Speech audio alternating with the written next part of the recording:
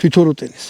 იმიტომ რომ მოკლელურა რო აქვს მე იმას პრობლემები აქვს და არა ტენის და ეგეთ რაღაცებს აკეთებს. ტყვიები უნდა აურჩიო, ეს უნდა ჩადო, ისთან ჩადო. ეს მექანიკურია, გადატენი და რასაც გინდა ისვრი რა.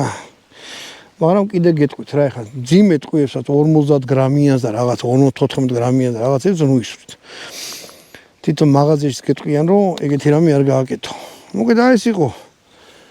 სულ შემთხვევით ჩამივარდა ხელში აქ. შემთხვევით მოხდა ეს იარაღი. ჩვენმა გამომწერო მოიტანა. სხვა იარაღი მოიტანა, მაგრამ ესეც მოყვა და მანქანაში რო აღმოუჩინე, მეთქი ჩავწეროთ. ქვია დულუნი.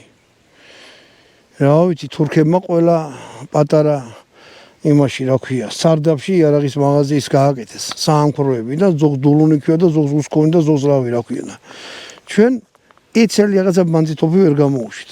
და როგორც ეთქვა თუნუქისგან არის გაკეთებული ესეთი ძალიან ელემენტარული რამეა. აიწყობოდა სარდაფში